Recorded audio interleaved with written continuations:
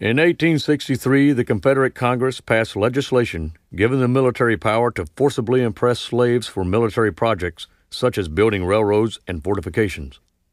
While initially reluctant to do so, Confederate Major General John B. Magruder later adopted the policy and put between 300 and 500 slaves to work building Fort Griffin at Sabine Pass.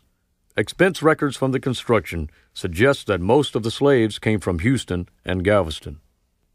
Swiss-born Confederate engineer Guttilius Kellersberger oversaw the construction of the fort, and in his memoir published in German after the war, he wrote that there were a number of slaves who performed the hard manual labor of building.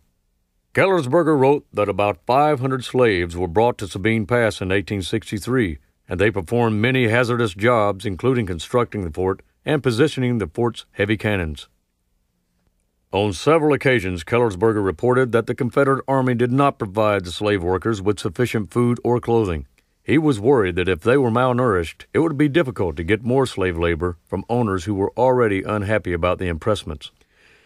Not much is known about the individual slaves at Sabine Pass, but it is likely they suffered high fatality rates, working in the heat of August and enduring swarms of mosquitoes.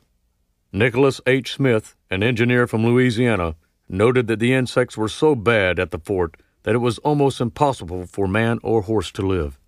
Indeed, he later wrote, "This place is hell."